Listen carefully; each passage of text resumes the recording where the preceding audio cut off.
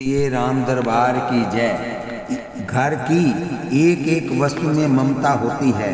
आंखें ये देखती हैं इसलिए मोह होता है, वासना जागती है। कथा हमने यहीं से छोड़ी थी, यहीं से शुरू कर रहे हैं। गृहस्थ घर में समभाव रख सकता नहीं। गृहस्थ आश्रम का व्यवहार विषमताओं से भरा हुआ है। वहाँ समता बहुत रह सकती नहीं। जब तक संसार का संबंध है तब तक ब्रह्म संबंध होता नहीं। धीरे धीरे संसार का संबंध कम करो, संयम बढ़ाओ। संयम के बिना भक्ति में आगे बढ़ सकते नहीं। अथवा संयम बढ़ाओ, जीव का संयम बढ़ाओ, मन का संयम बढ़ाओ। जिसको देखने की अत्यंत आवश्यकता प्रतीत हो उसी को देखो, आवश्यक हो उतना ही बोलो। संयम बिना सुखी हो सकते नहीं। जो इंद्रियों का गुलाम है वह भक्ति कर सकता नहीं। संयम और सदाचार बढ़ाओ तो वासनाओं का नाश हो, मन शुद्ध हो और भक्ति में आनंद आवे। विलासी लोगों का संग मन को बिगाड़ता है, वासनाओं को जागृत करता है। विलासी लोगों के संग में रहकर वासनाओं का नाश करना आवश्यक है। थोड़े दिन के लिए विलासी लोगों का संग छोड़कर एकांत में रहो।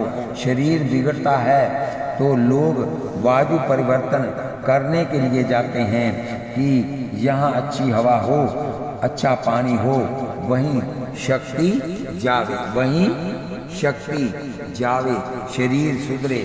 शरीर बिगड़ जाने पर जिस प्रकार हवा बदलने की आवश्यकता पड़ती है उसी प्रकार बिगड़े हुए मन को सुधारने के लिए घर छोड़कर किसी पवित्र तीर्थ में रहने की आवश्यकता है। एकांतवास की आवश्यकता है। एकांत में ईश्वर भजन करो। एकांत मन को जल्दी एकाग्र बनाता है। एक ईश्वर में सर्व का अंत करना, उसका नाम। एकांत मन को ईश्वर से एकाग्र करना हो तो एकांत में रहने की बहुत आवश्यकता है। एकांत में जिसका मन शांत रहता है, एकांत में जिसको प्रभु भजन में थोड़ा भी आनंद आता है, उसकी बुद्धि में ज्ञान स्फुरन पाता है। उसकी वासनाओं का धीरे धीरे नाश होता है। वासना जागती है अज्ञान से। शरीर का सुख मेरा सुख है, ऐसे ज्ञान से वासना जागृत होती है। परमात्मा का ज्ञान न हो तब तक वासनाओं का नाश होता नहीं। वासना से पाप होता है। पाप का मूल है अज्ञान। अज्ञान का विनाश ज्ञान से होता है। वासनाओं का विनाश करने के लिए ज्ञान की आवश्यकता है। एकांत में शांत चित्त से प्रभु भजन करने से बुद्धि ज्ञान स्फुरित होता है। ज्ञान भक्ति बढ़ानी हो तो थोड़े दिन घर अवश्य छोड़ना। 12 महीने बंगले में रहे, उसकी ज्ञान भक्ति बढ़ती नहीं। आजकल कितनों को ही घर में रोज थप्पड़ पड़ता है परंतु घर छोड़कर जाते नहीं। लड़के अपमान करते हैं फिर भी घर में बैठे रहते हैं। अरे 5 वर्ष का बालक ध्रुव घर में तनिक सा अपमान होते ही घर छोड़कर चल निकला और वन में तपस्याचार्य करके उसने परमात्मा का दर्शन किया। व्यवस्था है, सबको छोड़कर चले जाने का समय निकट है। माथे पर काल बैठा है फिर भी ये जीव मोह छोड़ सकता नहीं, घर छोड़ सकता नहीं। वृद्ध अवस्था भूखो भागिन जैसी है। वृद्ध अवस्था भूखी भागिन जैसी है। वह मनुष्य की छाती के ऊपर चढ़कर बैठने के लिए तड़प रही है। शरीर में अनेक प्रकार के रोग शत्रु की तरह घुस रहे हैं। ये शरीर ले जाने के लिए तैयार बैठा है। किसी चटके हुए घड़े के अंदर पानी रखा हो तो वह पानी जिस प्रकार बहने लग जाता है उसी प्रकार मनुष्य के जीवन का समय शनै शनै रिस रहा है। इस पर भी मनुष्य को स्वयं के हित अहित ज्ञान नहीं होता। हित और अहित का ज्ञान नहीं होता। ये कैसी विचित्र बात है। वृद्ध अवस्था में घर के लोग बहुत त्रास देते हैं। कोई कुछ सुनता नहीं, कहा मानता नहीं। अरे घर में बूढ़े के साथ कोई बात करने को भी राजी नहीं। घर में कोई खैर खबर पूछता नहीं, फिर भी घर की आसक्ति छूटती नहीं। तुम जिसके प्रति अत्यंत आसक्त रहोगे वह ही तुमको अधिक रुलावेंगे। समझ कर घर छोड़ेंगे तो कल्याण है, नहीं तो काल धक्का मारेगा और तब घर छोड़ना तो पड़ेगा ही। अंत काल में घबराहट क्यों होती है? इस जीव को घर छोड़ना सहन होता नहीं और जमदूत जबरदस्ती घर छुड़ाते हैं। जैसे तैसे घर छोड़ना तो पड़ेगा ही, छोड़े बिना छुटकारा नहीं। अरे जबरदस्ती छुड़वाने से तुमको त्रास होता है, बहुत वेदना होती है। समझ कर घर छोड़े वह बुद्धिमान है। तुम समझ कर ही महीना 2 महीने के लिए घर छोड़ दो तो क्या बुरा है। 1-2 महीने किसी पवित्र तीर्थ में रहकर प्रभु का भजन करो। मानव मन में रहकर तप न करे, मानव वन में रहकर तप न करे, तब तक इसके जीवन में दिव्यता आती नहीं। श्री रामचंद्र जी राजा होते हुए भी वन में गए हैं। वन में राम जी दाल भात खाते नहीं, फल खाते हैं, कंद मूल आरोगते हैं। और वनवास के मध्य में राम जी ने अनाज नहीं लिया। अन्न में रजोगुण है, रजोगुण से काम की उत्पत्ति है। सात्विक आहार बिना काम को मार सकते नहीं। सात्विक आहार करने से धीरे धीरे इंद्रियों को वश में ला सकते हो। जब तक जीव वश में न आवे तब तक अन्य इंद्रियों को निग्रह करना कठिन है। राम जी वन में तपस्याचार्य करते हैं। राम जी वनवास के मध्य में धातु के किसी पात्र का स्पर्श करते नहीं। प्यास लगे तो नारियल के खोपरे में पानी पीते हैं। श्री सीता जी साथ हैं, फिर भी राम जी पूर्ण निर्विकारी है, परिपूर्ण संयमी है। राम जी पूर्ण यौवन में वन में गए हैं, वृद्ध अवस्था में गए नहीं। बुढ़ापे में तीर्थ में जाकर भजन करेंगे, ऐसी बात ना करो। शरीर सबल हो तब ही संयम बढ़ाओ। शरीर दुर्लभ होने के पीछे संयम का कोई अर्थ नहीं। वन में गए तब राम जी की अवस्था 26 वर्ष की थी। श्री सीता माता की अवस्था 18 वर्ष की थी। गृहस्थ आश्रम में संयमी जीवन का आदर्श श्री राम जी ने बताया। पहले तप किया तब राम जी राजा हुए हैं। पहले तपस्याचार्य की हो तो मानव भोगों में सावधान रहता है। वनवास बिना जीवन में सुवास आती नहीं, सात्विकता आती नहीं। अरे 12 मास जंगल में रहे बिना कोई महान हुआ नहीं। जगत में जितने संत हुए हैं उनके चरित्र पढ़ो तो प्रतीत होगा कि उन्होंने बहुत दिन वन में रहकर तपस्याचार्य की है, पवित्र संयमी जीवन बिताया है, तब वासना के ऊपर विजय मिल सकी है और तब ये महान बने हैं। प्राचीन काल में बड़े बड़े राजा भी राज महल छोड़कर गंगा किनारे तीर्थ में वास करते थे, ऋषियों के आश्रमों पर आते थे और तब शांति मिलती थी। ऐसी शांति राजमहल में कहीं भी नहीं मिलती। वनवास की बहुत जरूरत है। सर्दियों में स्निग्ध पदार्थ खाने से जिस प्रकार शक्ति पूरी वर्ष टिकती है, वैसे ही 1 मास वन में रहकर किया हुआ तप बाकी के 11 महीने तप को पाप करने से विमुख करता है। अरण्य कांड ज्ञान देता है। वासना का विनाश करने के लिए थोड़े दिवस विरक्त साधुओं का संग करो, भजनानंदी महात्मा का संग करो, सात्विक जीवन बिताओ, साधारण भोजन करो।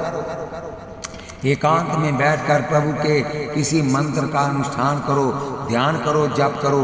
किसी गरीब वैष्णव को विष्णु यज्ञ करने की इच्छा हो तो वह कैसे कर सकता है? एक विष्णु यज्ञ करना हो तो 5-10 हजार का खर्च होता है। गरीब वैष्णव इतनी रकम कहाँ से लावे?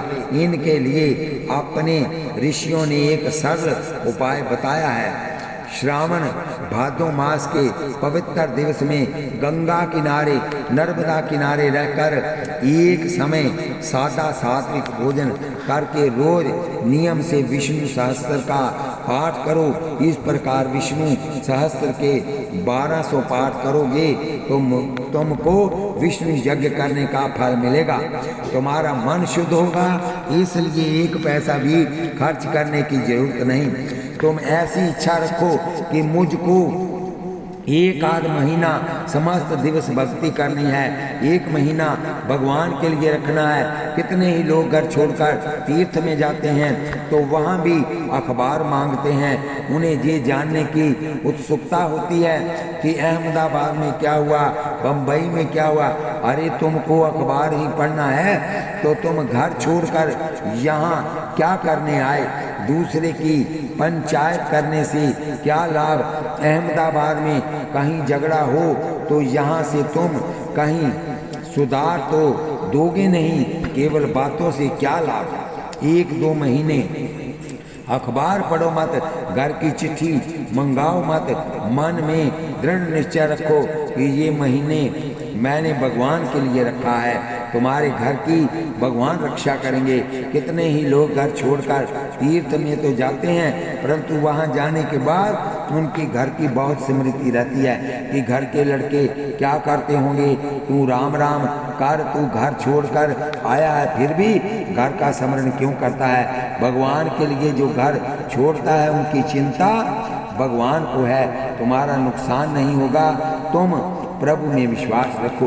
तीर्थ में निवास करने पर घर का स्मरण करना नहीं, तीर्थ में रहकर घर की याद करने से तो घर में रहकर ईश्वर का भजन करना ठीक है। तीर्थ में रहकर लौकिक बातें मन में रखनी नहीं चाहिए। मन में रही हुई वस्तु विघ्न करती है। जिसके मन में संसार है वह घर छोड़कर तीर्थ में भी रहता हो अथवा जंगल में पेड़ के नीचे बैठा हो, वहाँ भी चकवा चकी का प्रसंग देखने से उनके मन में पाप आता है। संसार छोड़कर तीर्थ में जाओ और उस संसार को मन में से बाहर ना निकाल सको तो माया त्रास देती है, वासनाएं सताती हैं। संसार में रहने से पतन होता नहीं, संसार को मन में रखने से पतन होता है। वासना ही मानव को भव बंधन में धकेलती है। वासना ही मनुष्य को संसार में जकड़कर रखने वाली जंजीर है। वासना की पकड़ में से जो छूट जाता है वह मुक्त हो जाता है। वासना पर विजय प्राप्त करनी हो तो जीवन खूब सात्विक बनाओ। जीवन में तपस्याचार्य करोगे, जंगल में वास करोगे तो ही काम राक्षस वासना राक्षसी मरेगी। अरण्य कांड में शूर्पणखा अर्थात वासना एवं मोह और शबरी अथवा शुद्ध भक्ति से दोनों मिलते हैं। भगवान मोह के ऊपर नजर डालते नहीं, शुद्ध भक्ति को देखते हैं। मोह को वासना को बाहर धकेलो और शुद्ध भक्ति को अपनाओ। अरण्य कांड बोध कराता है कि वासनाओं का विनाश करने के लिए थोड़े दिन वन में रहने की आवश्यकता है। वन में रहकर वासनाओं का विनाश हो तो पीछे ईश्वर के साथ मित्रता होती है। अरण्य कांड के पीछे आता है किष्किंधा कांड। किष्किंधा कांड में श्री राम सुग्रीव के साथ मित्रता करते हैं। जिसका कंठ सुंदर है उसका नाम सुग्रीव। कंठ की शोभा आभूषण से नहीं प्रभु का नाम जपने से है। जीव प्रभु के नाम का सतत जप करे तो प्रभु उसके साथ मित्रता करते हैं। जीव ईश्वर की मित्रता की कथा किष्किंधा कांड में है। जीव सुग्रीव है, राम जी परमात्मा है। जगत के किसी जीव के साथ वैर न करो, अधिक मैत्री प्रेम भी ना करो। अधिक मैत्री प्रेम भी ना करो। कोई ना मिले तो विषयों में उसकी याद न करो। जगत के साथ विवेक से प्रेम करो। परमात्मा के प्रति प्रेम करना होगा तो जगत के विषयों का प्रेम छोड़ना ही होगा। विषयों को मन से ना छोड़ा जाए तब तक ब्रह्म विद्या होता नहीं। विषयानंद हो वहाँ ब्रह्मानंद संभव नहीं। मनुष्य शरीर में विषयानंद हो तब तक ब्रह्मानंद आता नहीं। जीव ईश्वर के साथ मैत्री तब तक कर सकता है जबकि वह काम की दोस्ती छोड़ता है। काम की मैत्री छोड़ो तो राम के साथ मैत्री होगी। मानव काम की दोस्ती छोड़ता नहीं। जिसका काम मित्र है वह ऐसा समझता है कि काम सुख देता है। काम तो क्षणिक सुख है, सच्चा सुख है राम। काम मित्र नहीं शत्रु है। गीता जी में प्रभु ने आज्ञा की है, अर्जुन तेरा शत्रु बाहर नहीं, तेरे मन में, तेरी आंख में रहने वाला काम तेरा शत्रु है।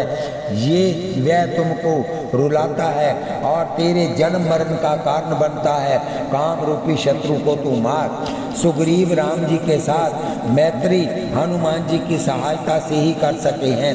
हनुमान जो ब्रह्मचार्य के स्वरूप हैं, ब्रह्मचार्य का बल मिले तो जीव ईश्वर के साथ मैत्री कर सकता है। ब्रह्मचार्य के बिना भक्ति में आनंद आता नहीं। कारण ब्रह्मचार्य के बिना मन की एकाग्रता होती नहीं। ब्रह्मचार्य का बल मिले तो मन स्थिर होता है। शास्त्र में तो ऐसा लिखा है कि एक दिवस ब्रह्मचार्य भंग हो तो उसका असर 40 दिन तक मन के ऊपर रहता है।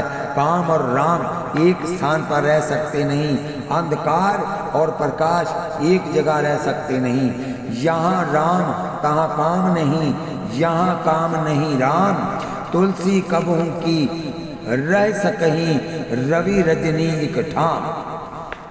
भागवत में कथा आती है कि कंस और कृष्ण एक जगह रह सकते नहीं। कंस और श्री कृष्ण जीवन में एक ही बार मिले, तभी कृष्ण ने कंस को मार डाला। एक ही मथुरा में अर्थात मानव शरीर में श्री कृष्ण कंस रूपी काम के साथ रह सके नहीं। कंस काम है, रावण काम है। काम और ईश्वर एक साथ रह सकते नहीं। काम की मित्रता छोड़ो तो प्रभु के साथ प्रेम होगा। मन में काम को रखो अथवा ईश्वर को रखो। मन में काम को रखो अथवा ईश्वर को रखो। अब जब तक मन में काम है तब तक राम आते नहीं। मन में काम आंखों के रास्ते आता है, इसलिए आंख में रावण को, काम को मत आने दो। बोलिए वृंदावन बिहारी लाल की जय। रावण के 10 मस्तक हैं। इसका अर्थ ये है कि रावण काम 10 इंद्रियों में रखता है। इस सबको रुलावे उसका नाम रावण। काम जीव मात्र को रुलाता है।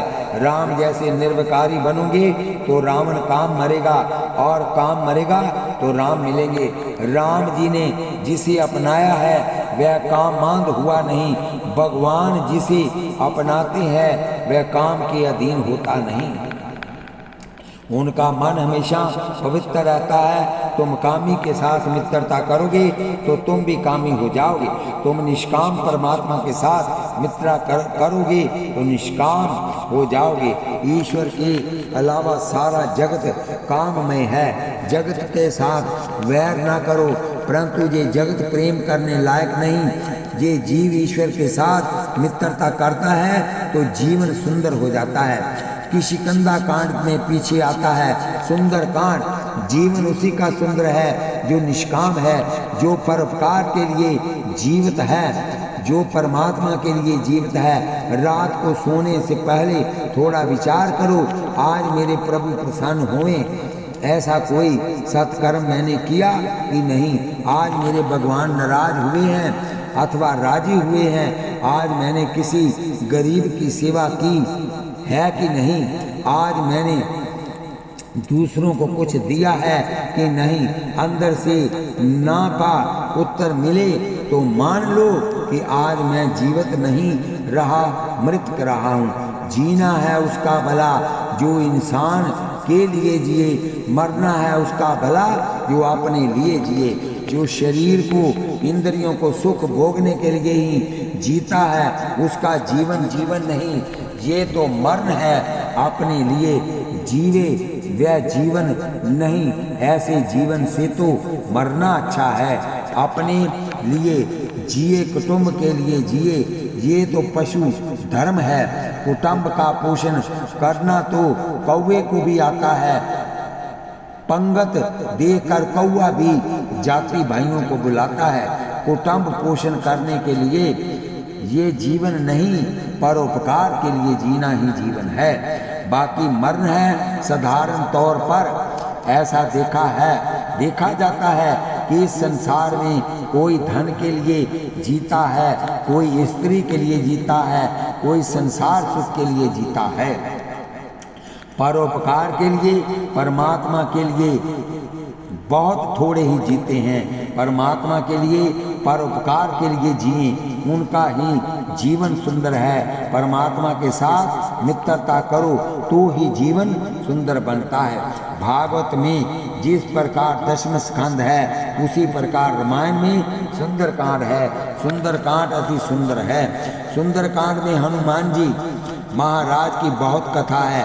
सुंदरकांड में हनुमान जी समुद्र लांघकर लंका में गए और उन्होंने श्री सीता माँ के दर्शन किए। श्री सीता जी पराभक्ति है। जहाँ पराभक्ति हो वहाँ शोक रह सकता नहीं। इसलिए सीता जी जहाँ रहती है उसको अशोक वन नाम दिया गया है। ब्रह्म दृष्टि सिद्ध हो तभी शोक रहता नहीं। परमात्मा द्वारा जीव को अपनाए जाने के बाद जीव को शोक अथवा मोह कुछ भी रहता नहीं। श्री सीता जी पराभक्ति का दर्शन किसको होता है? जिसका जीवन सुंदर बने उसे पराभक्ति का दर्शन होता है। समुद्र लांघ कर जो जाए, संसार समुद्र को लांघे, उसे सीता जी पराभक्ति के दर्शन होते हैं। बोलिए सीता माता की जय।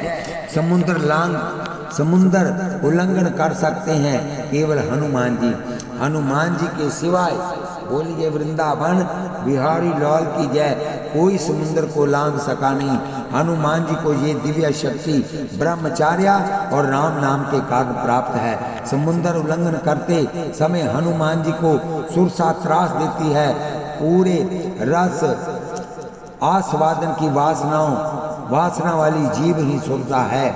हनुमान जी ने सुरसा का पराभव किया है। संसार सागर का जिसको उल्लंघन करना है उसे सुरसा को जीतना पड़ेगा, जीव वश में करनी पड़ेगी। पराभक्ति के दर्शन करने के लिए हनुमान जी लंका को जलाते हैं। लंका शब्द का उल्टा अर्थ है कालम।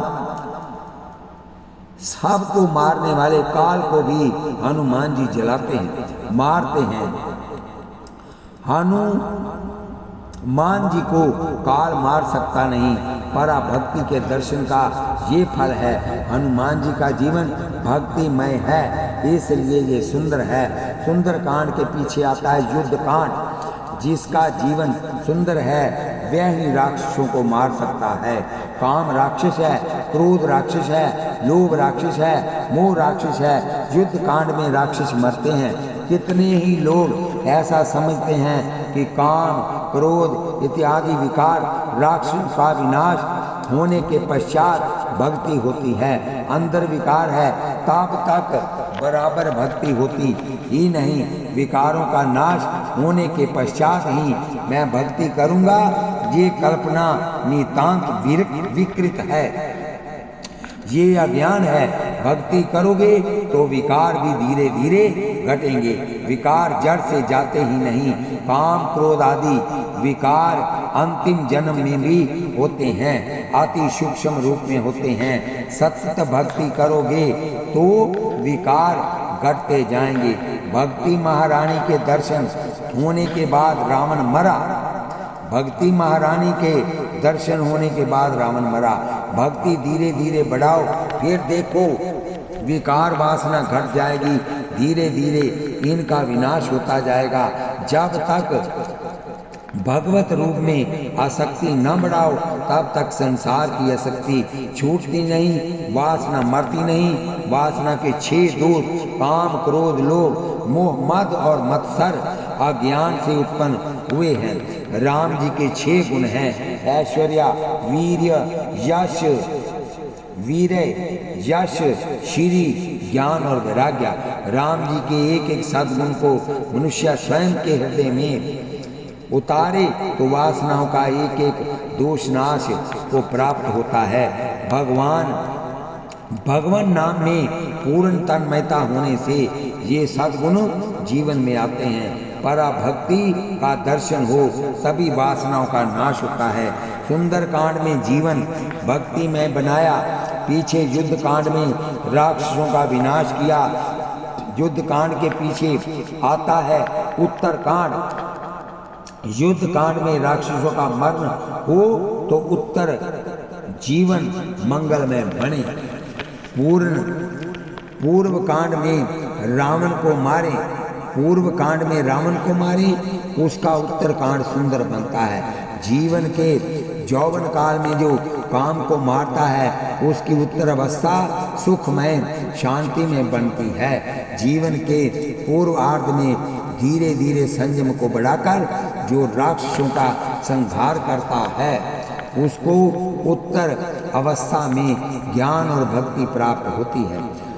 जब सूक्ष्म वासना का भी नाश हो जाए तभी आत्मा रामो विराजते भगवान के परम धाम में प्रवेश मिलता है, मुक्ति मिलती है। रामचरितमानस में उत्तरकांड में काकभुसुंडी जी और गरुड़ जी के संवादों की कथा आती है।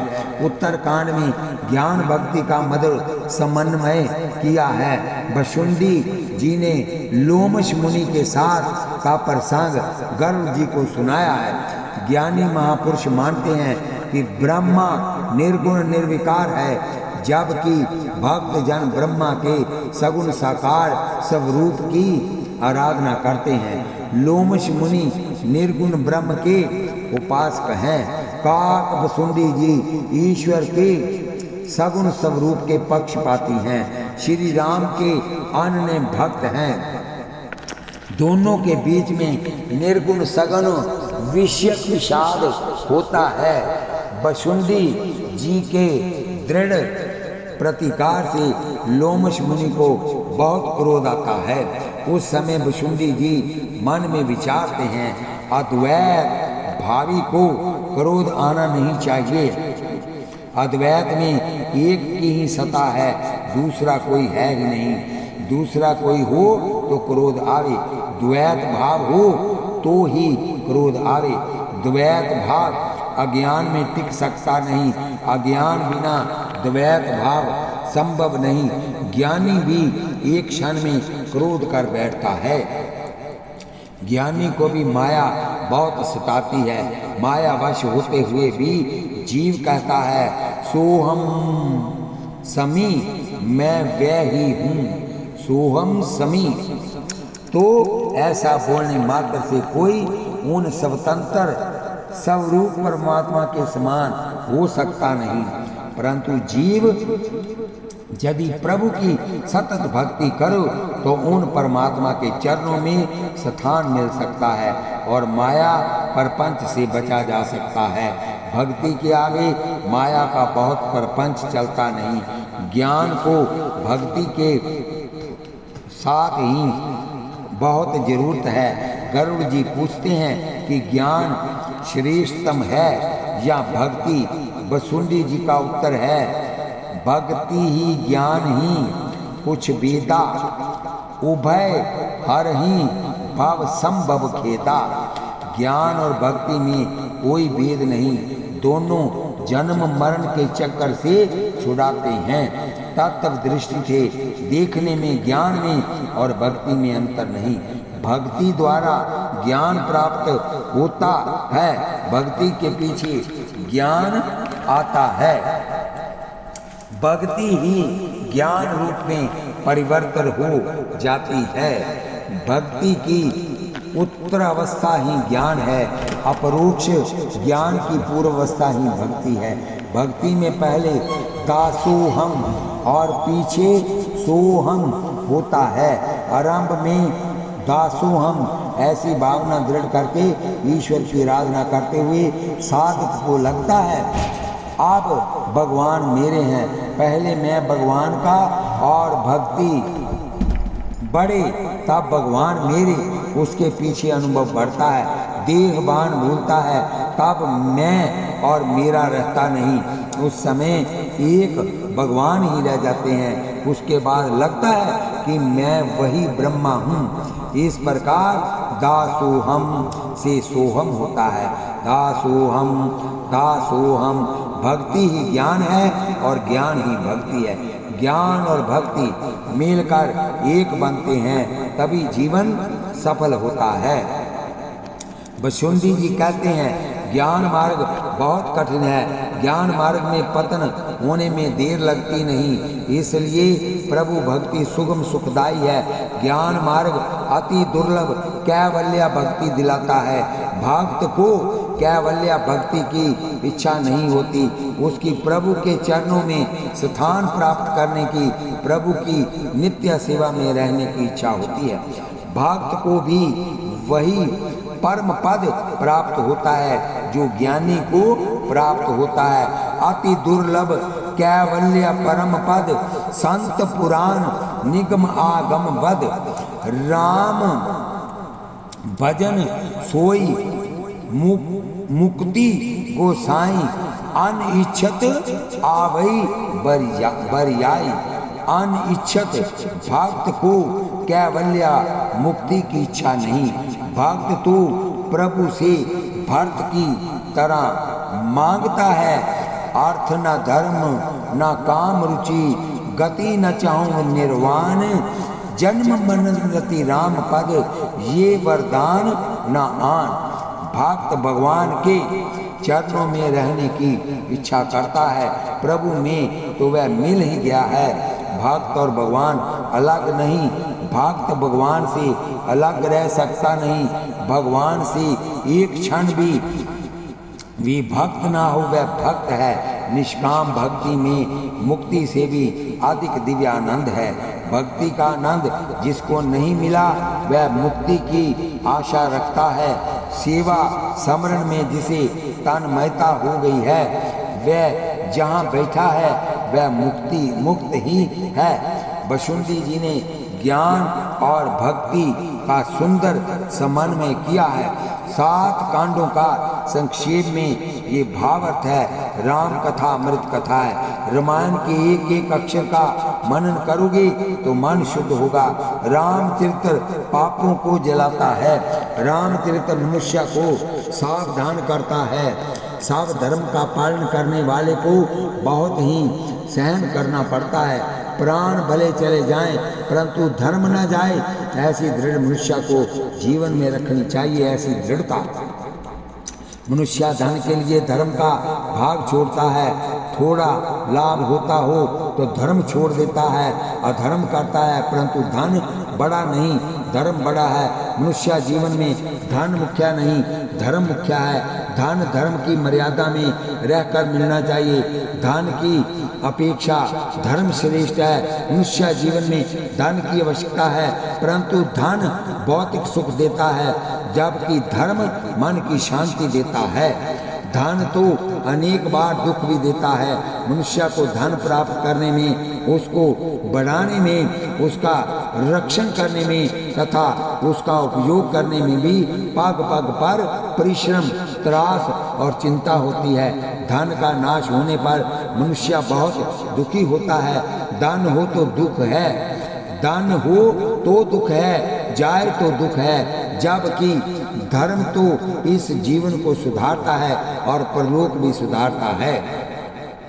इस जीवन को सुधारता है और परलोक भी सुधारता है। धर्म इस लोक में शांति देता है और अंत में परमात्मा के चरणों में ले जाता है। धर्म ही मनुष्य का सच्चा धन है, उत्तम धन है। धर्म ही उसका सच्चा मित्र है, सच्चा बंधु है। मरने के पीछे धन साथ जाता नहीं, धर्म ही साथ जाता है। कोई भी साथ न दे, सब साथ छोड़ दें, तब भी धर्म साथ देता है। ये मृत्यु के पश्चात भी साथ रहता है। बोलिए वृंदावन बिहारी लाल की जय। इस कथा को हम यहीं पर विश्राम देते हैं, आगे फिर कथा होगी। बोलिए वृंदावन बिहारी लाल की जय। इस कथा को शेयर कीजिए, सब्सक्राइब जरूर कीजिए, इससे हमारी थोड़ी मदद हो जाती है। और जहाँ तक आप इस कथा को शेयर करेंगे, जो लोग इस कथा को पढ़ेंगे, सुनेंगे और माला लेकर बैठिए, नाम जप भी कीजिए और कानों से कथा भी सुनिए। इस कथा के माध्यम से राम जी आपको प्राप्त होंगे।